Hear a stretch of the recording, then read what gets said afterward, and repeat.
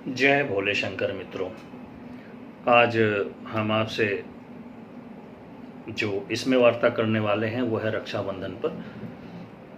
महासावन जो ये सावन चल रहा है, इसका समापन 3 अगस्त को है और 3 अगस्त को ही क्या है, रक्षाबंधन है। यानी पूर्णमासी है, चंद्रमा अपनी पूरी कलाओं में होगा और श्रावण मास की पूर्णमासी के दिन रक्षाबंधन होता है। और इसके लिए मैं शुरुआत में ही चाहूँगा कि मैं बता दूं कि राखी बांधने का मुहूर्त जो है वो देखा जाए तो ये समझने की ज़रूरत है कि आप राखी बांधने का मुहूर्त सवेरे 9:27 से मान के चलिए और रात में 21:17 9:17 रात्रि तक है। तो पूरा समय है, जिसको 11 घंटे 49 मिनट के आसपास आप कह सकते हैं। हालांकि इसे आप रक्षाबंधन के लिए पूरा दिन आपके लिए अच्छा है, कर सकते हैं, करिए।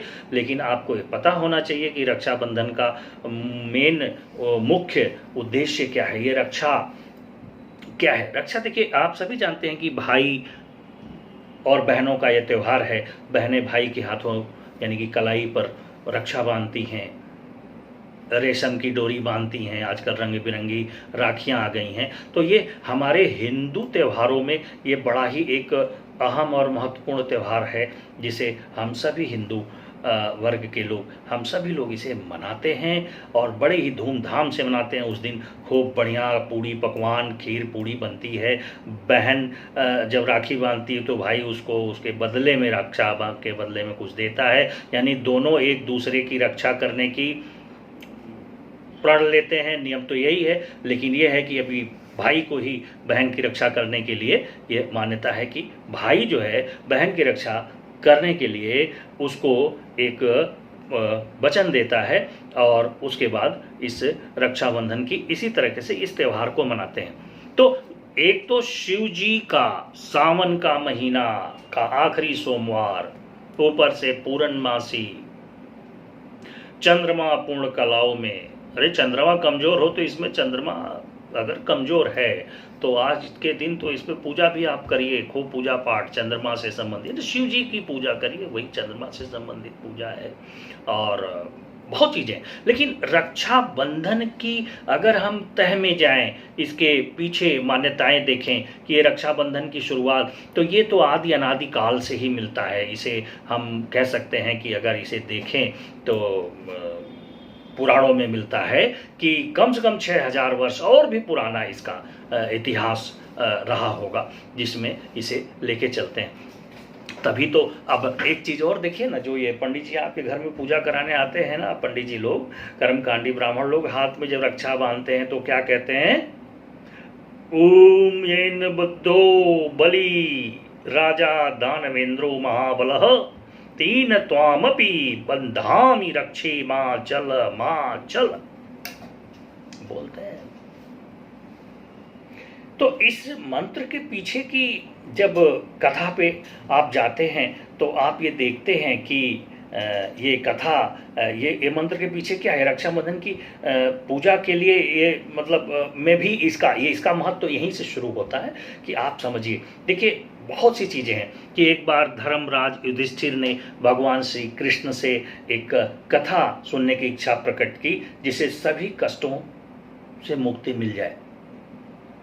तो इसके उत्तर में भगवान कृष्ण ने उन्हें यानी युधिष्ठिर जी को ये कथा सुनाई थी कि प्राचीन काल में, है ना, देखिए हमेशा देव और दानव, सुर और असुर हमेशा रहे हैं। तो उस समय भी देव दानव थे, आप तो इस समय देख ही रहे हैं, धार्मिक सीरियल चल रहे हैं। तो प्राचीन काल में देवों और असुरों के बीच 12 वर्षों तक संग्राम हुआ, बड़ा जबरदस्त संग्राम। और ये चीज स्थिति हो गई कि असुरों ने देवताओं से इंद्र के राज्य को ही अपने कब्जे में ले लिया। तीनों लोक पे कब्जा कर लिया असुरों ने। तो दैत्यों से यानी इन असुरों से सताए हुए जितने भी सभी लोग थे, इसमें राजा इंद्र जो थे, भगवान इंद्र, ये भी थे, और ये सभी लोग गुरु के पास गए। गुरु कौन? बृहस्पति। उनके शरण में गए, उनसे प्रार्थना की कि हे प्रभु मेरी रक्षा करो। कहते हैं ना, मेरी रक्षा करो, मुझे बचाओ, मैं क्या करूं, मुझे कुछ समझ में नहीं आ रहा है कि क्या, कैसे क्या होगा। तब जब ये लोग वहां पहुंचे, तब कहते हैं कि श्रावण मास की पूर्णमासी का दिन था, यानी श्रावण मास की पूर्णिमा थी। उस दिन जो है इसे गुरु भगवान ने ये चीज़ बताया।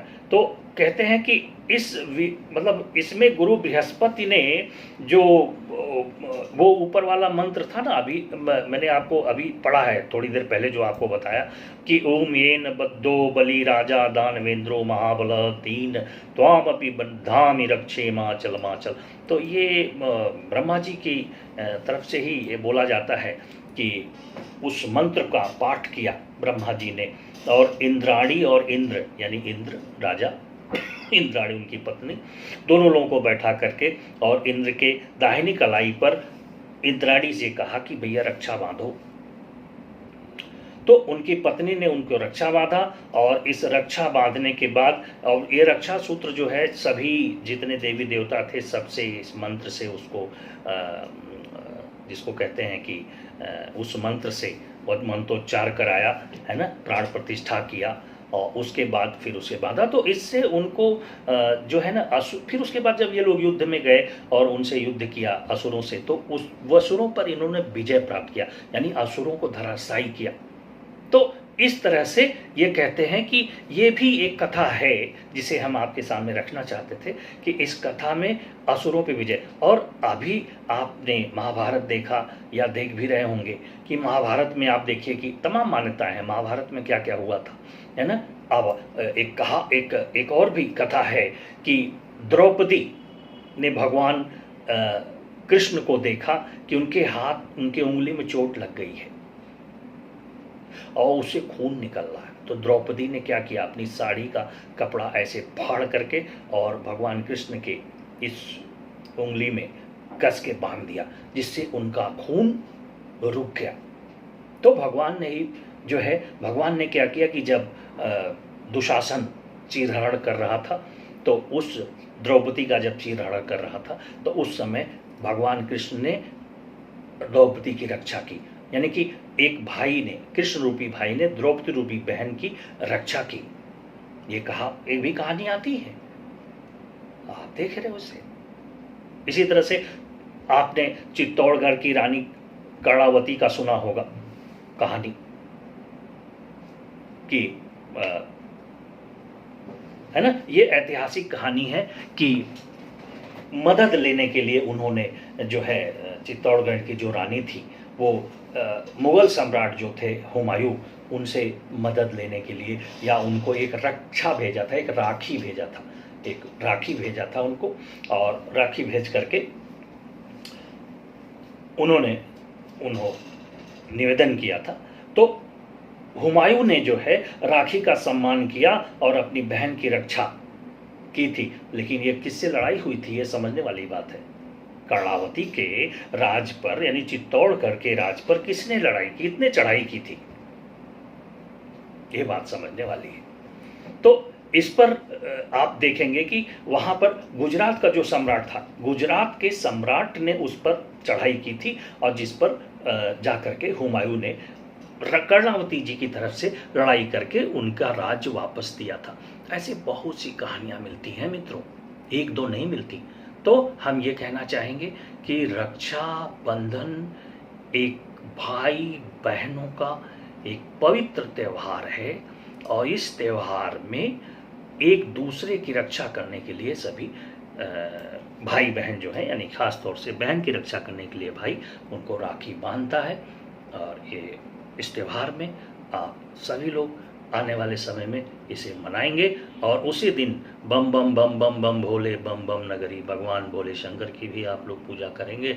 और आखिरी सोमवार है, लेकिन क्या करेंगे, कोरोना की वजह से तो आप लोग भी परेशान हैं। चलिए, अब कोरोना है तो है, अब इसी में सब कुछ करना है, इसी में जीना है, इसी में मरना है। मान के चलिए अक्टूबर 2020 तक ये अभी यूं चढ़ान पे रहेगा, लगातार बढ़ता जाएगा, इसे रोकना मुश्किल ही नहीं नामुमकिन है। जय सिया राम, जय भोले शंकर।